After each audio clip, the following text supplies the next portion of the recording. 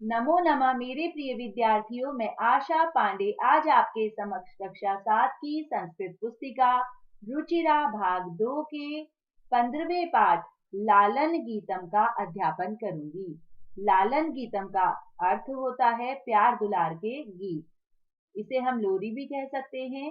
किसी बच्चे को अगर सुलाना हो तो उसे हम यह सभी श्लोक गाकर सुना सकते हैं। तो पहले इस गीत का सस्वर वाचन कर लेते हैं। उदिते सूर्ये धरणि विहसति पक्षी कूंजति कमलं विकसति नदति मंदिरे उच्चैढक्का सरितः सलिले सेलति नौका सरितः सलिले सेलति नौका पुष्पे पुष्पे नानारंगा तेषु दयन्ते चित्रपतंगा वृक्षे वृक्षे नूतन पत्रम् विविधे वर्णं विभाति चित्रं विविधे वर्णं विभाति चित्रं धेनु प्रातयच्छति दुग्धं शुद्धं स्वच्छं मधुरं स्निग्धं गहने विपिने व्याघ्रो गर्जति उच्चैस्त्र च सिंह नर्दति उच्चैस्त्र च सिंहे नर्दति हरिणो अय खादति नवघासं सर्वत्र च पश्यति सविलासम् उष्ट्रः तुंग मंदं गच्छति पृष्ठे प्रचुरं भारं निवहति पृष्ठे प्रचुरं भारं निवहति घोटराज क्षिप्रं धावति धावन समये किमपनिखादति पश्यत भल्लुकमिमं करालं नृत्यति थथथे करतालम नृत्यति थथथे करतालम। इस प्रकार से इसका सस्वर वाचन आप सभी विद्यार्थी करें। अब इसका अर्थ देखते हैं।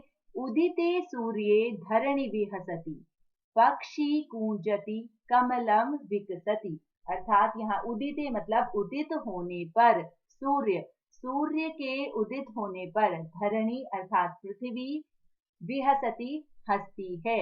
जब सूर्य निकलता है तो पृथ्वी हंसती है, प्रसन्न होती है। पक्षी कूंजति कमलम विकसति, और पक्षी चहचहाने लगते हैं और कमल खिलते हैं। इसका अर्थ हुआ सूर्य के निकलने पर पृथ्वी हंसती है, अर्थात पूरी तरह पृथ्वी प्रकाशित हो जाती है। पक्षी चहचहाते हैं और कमल खिलता है। नदति मंदिरे उच्चैढक्का सरितः सलिले सेलति नौका। अर्थात नदति मंदिरे, अब क्या कहा गया है? बजाता है, मंदिर में बजता है क्या? उच्चैढक्का, जोर से नगाड़ा बजता है, मंदिर में जोर से नगाड़ा बजता है।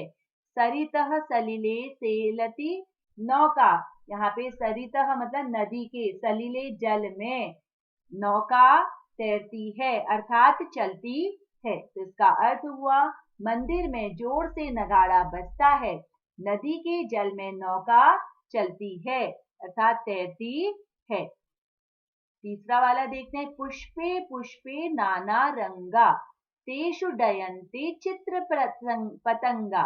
पुष्पे पुष्पे अर्थात प्रत्येक पुष्प में नाना रंगा अनेक प्रकार के या विविध रंग, जो विविध रंग के फूल हैं।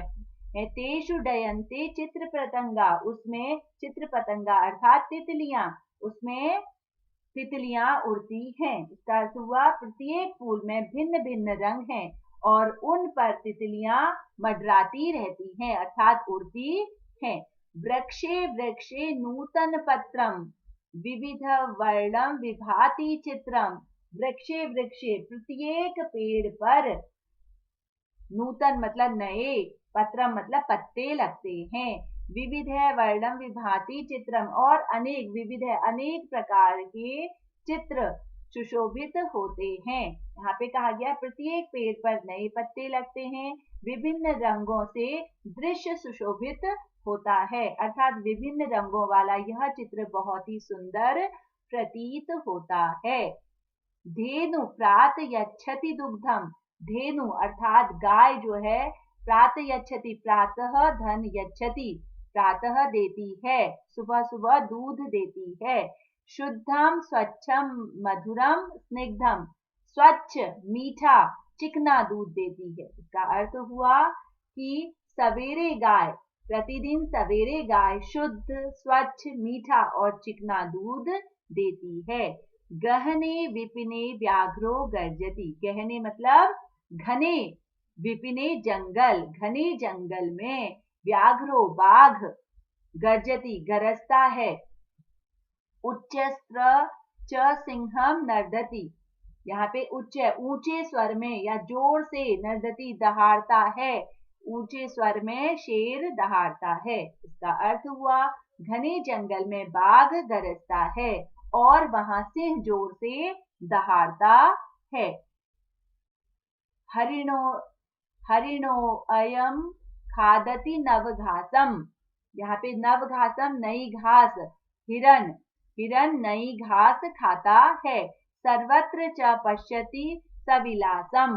और चारों ओर, सर्वत्र सभी जगह अर्थात चारों ओर, विलासितापूर्ण आनंद से देख रहा है। तो यहाँ पे क्या हो गया कि हिरन नई घास खाता है। यह हिरन नई घास खाता है तथा चारों ओर खुशी से देखता है। ऊष्ट्रः तुंगम मंदम गच्छति। ऊंचा ऊंट धीरे धीरे चलता है। मंदः गच्छति धीरे धीरे चलता है। पृष्ठे प्रचुरम भार निवहति। और अपनी पीठ पर बड़ी मात्रा में भार, वजन ढोता है। इसमें क्या कहा गया कि ऊंचा ऊंट धीरे धीरे चलता है और वह अपनी पीठ पर बड़ी मात्रा में वजन को ढोता है। घोटक राज क्षिप्रम धावति। घोटक राज घोड़ा शीघ्र दौड़ता है। धावन समये किमपि निखादति। दौड़ते समय वह कुछ भी नहीं खाता है। 10वां देखते हैं श्लोक। पश्यतः भल्लुकमिम करालम। यहाँ पे क्या क्या है, इस भयानक भालू को देखो। नृत्यति थथ करु करतालम। नृत्य करके, ये क्या कर रहा है, ये करके नाच रहा है। यह देखो, यह थथ थे, ताथा थैया जिसे कहते हैं, ये थथ थे करके नाच रहा है। ताली बजाओ, तुम लोग ताली बजाओ। यहाँ पे क्या कहा गया कि इस भयानक भालू को देखो, यह थथ थे करके नाच रहा है, तुम ताली बजाओ। इसका हिंदी अनुवाद देख लेते हैं। सूर्य के निकलने पर पृथ्वी हंसती है, अर्थात पूरी पृथ्वी प्रकाशित हो जाती है। पक्षी चहचहाते हैं और कमल खिलता है। दूसरा है, मंदिर में जोर से नगाड़ा बजता है, नदी के जल में नौका तैरती है। प्रत्येक फूल में भिन्न भिन्न रंग हैं तथा उन पर तितलियां मंडराती हैं या उनके ऊपर तितलियां उड़ती हैं। प्रत्येक पेड़ पर नए पत्ते हैं। विभिन्न रंगों से दृश्य सुशोभित हो रहा है। अलग अलग प्रकार के पत्ते उसमें आए हैं और विभिन्न रंग से प्रकृति सुशोभित हो रही है। सवेरे, प्रतिदिन कह सकते हैं इसमें, प्रतिदिन सवेरे गाय शुद्ध, स्वच्छ, मीठा और चिकना दूध देती है। घने जंगल में बाघ गरजता है, वहां सिंह जोर से दहाड़ता है। यह हिरन नई घास खाता है और चारों ओर विलासिता पूर्वक देखता है, अर्थात प्रसन्नता से देखता है। ऊंचा ऊंट धीरे धीरे चलता है, वह अपनी पीठ पर बड़ी मात्रा में वजन ढोता है।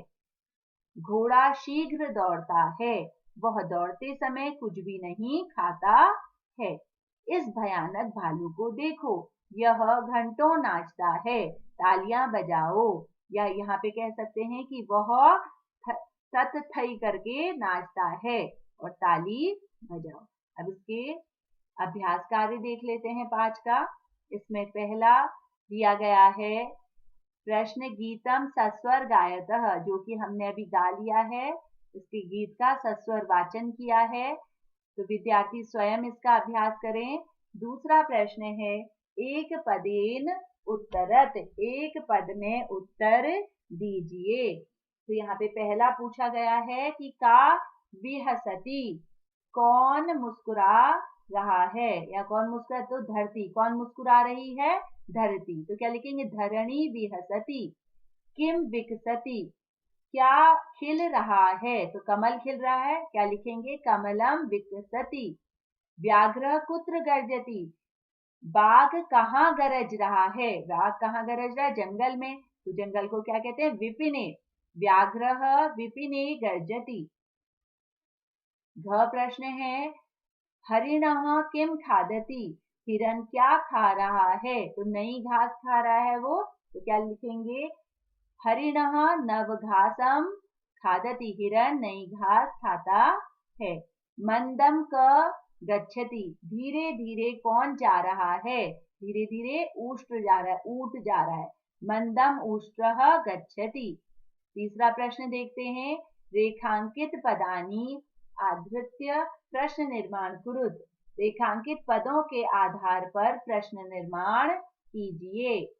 सलिले नौका तेलती, पानी में नौका चल रही है, तो यहाँ पे किसमें, जैसे नौका की जगह हमें लिखना है तो का, पानी में क्या चल रहा है, तो प्रश्न होगा कि पानी में कौन चल रही है, तो क्या का आ जाएगा। यहाँ पे नौका स्त्रीलिंग शब्द है तो का आ जाएगा। सलिले का सेलती, पुष्पेशु चित्र पतंगा डयन्ते, पुष्पों में, फूलों पर तितलियां उड़ रही हैं, तो किस पर, तो किस पर के लिए क्या आ जाएगा, केशु, केशु चित्र पतंगा डयन्ते। तीसरा है ग, उष्ट्रः पृष्ठे भार वहति, ऊंट पीठ में भार ढोता है, तो कौन ढोता है, ऊंट की जगह कौन पीठ में भार ढोता है, तो कह के कह आ जाएगा। कह पृष्ठे भारम वहति, प्रश्नवाचक चिन्ह जरूर लगाएंगे प्रश्न निर्माण में। धावन समये अश्वः किमपि किमपि किमपि न खादति, धावन समय, दौड़ते समय घोड़ा कुछ नहीं खाता है, तो कब नहीं खाता है, कब, कदा, तो यहाँ पे क्या आ जाएगा, कदा, कब अश्व नहीं खाता है, कदा अश्व किमपि न खादति। सूर्ये उदिते धरणी विहसति, सूर्य के उदित होने पर धरती मुस्कुराती है। कस्मिन, किसके, किसके उदय होने पर, तो यहाँ पे किसके के लिए क्या है, कस्मिन उदिते धरणी विहसति। चौथा प्रश्न देखते हैं, मंजूषात समानार्थक पदानी चित्वा लिखत, मंजूषा से, पेटिका से समानार्थक शब्दों को चुनकर लिखिए। तो इसमें पहला आएगा धरणी, पृथ्वी, धरणी पृथ्वी अर्थात धरती। करालम भयानक, भयानकम, तो भयानक आ जाएगा। सलीले जले, सलील का अर्थ होता है जल। विपिने जंगल को कहते हैं तो वने। हरिणः मृग, हिरण को कहा गया है। मंदिरे देवालये, यहाँ समानार्थी शब्दों का प्रयोग किया गया है। पांचवा प्रश्न है, विलोम पदानी मेलियत, विलोम पदों का मेल कीजिए। इसमें पहला है मंदम, इसमें क्या आ जाएगा, धीरे धीरे।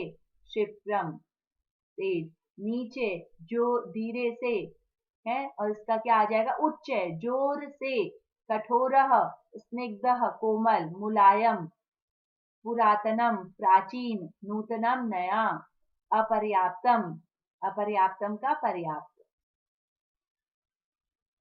छठा प्रश्न है, उचित कथनानां समक्षम आम, अनुचित कथनानां समक्षम न इति लिखत। यहाँ पे सही वाक्य के सामने आम अर्थात सही लिखना है और गलत के सामने न का प्रयोग करना है। तो वाक्यों को देखते हैं। पहला है, धावन समये अश्वः खादति, धावन दौड़ते समय घोड़ा खाता है, नहीं, गलत है ये, तो न लिखेंगे। उष्ट्रः पृष्ठे भार न वहति, ऊंट पीठ में भार नहीं ढोता है, नहीं, ये गलत है, ऊंट पीठ में भार ढोता है, तो यहाँ पे क्या आ जाएगा, न। सिंह निश्चय क्रोशति, शेर जो है वो धीरे धीरे चिल्लाता है, गलत। वो जोर से गरजता है, तो यहाँ पे भी न आ जाएगा। घ वाला है पुष्पेशु चित्र पतंगा डयन्ते, फूलों पर तितलियां उड़ रही हैं, बिल्कुल सही, तो आम लिखेंगे यहाँ पे। वने व्याघ्र गर्जति, वन में, जंगल में बाघ गरजता है, बिल्कुल सही, तो आम आएगा यहाँ पे। हरिणः नव घासम न खादति, हिरण नई घास नहीं खाता है, तो ये गलत है, हिरण नई घास खाता है, यहाँ पे न आया है इसलिए यहाँ पे भी न लिखें। प्रश्न प्रश्न 7 जो है अधोलिखितानां पदानि निर्देशानुसार परिवर्तन्यत, यहाँ पे नीचे लिखे गए शब्दों को निर्देशानुसार बदलकर लिखिए, जो भी इसमें निर्देश दिए गए हैं उसके अनुसार बदलकर लिखना है। जैसे कि भल्लुकः तृतीया एक विभक्ति में आ जाएगा भल्लुकेन, उष्ट्रः पंचमी में द्वितीय विभक्ति में लिखेंगे उष्ट्राभ्याम, हरिणः सप्तमी विभक्ति बहुवचन में लिखेंगे हरिणेषु, व्याघ्रः द्वितीया उसमें और एक वचन में लिखेंगे, द्वितीय विभक्ति एक वचन में व्याघ्रम, घोटक राज संबोधन में एक वचन में लिखेंगे हे घोटक राज। 8वां प्रश्न देखते हैं, चित्रम दृष्ट्वा मंजूषात् पदानि च प्रयुज्य वाक्यानि रचयत, चित्र को देखकर मंजूषा में जो शब्द दिए गए हैं उनका प्रयोग करके वाक्य का निर्माण कीजिए। इसमें शब्द दिए हैं खगाः, विकसन्ति, कमलानि, उदेति, करीदयन्ति, डयन्ते, सूर्ये, चित्रपतंगाः, कूजति, बालाः, तो इसमें वाक्यों का निर्माण किया गया है। सूर्यः उदिते, यहाँ पे सूर्यः उदिते यहाँ से लिया गया है उदिते, उदेति, तो क्या हो गया, सूर्य उदित हो रहा है। खगाः कूजन्ति, बहुवचन में खगाः, तो कूजन्ति भी वही बहुवचन में आएगा, खगाः कूजन्ति। पक्षी चहक रहे हैं, बालाः क्रीडन्ति, बालक खेल रहे हैं। कमलानि विकसन्ति, कमल खिल रहे हैं। चित्र पतंगा डयन्ते, तितलियां उड़ रही हैं। आशा है आप लोगों को यह पाठ अच्छे से आ गया होगा। धन्यवाद।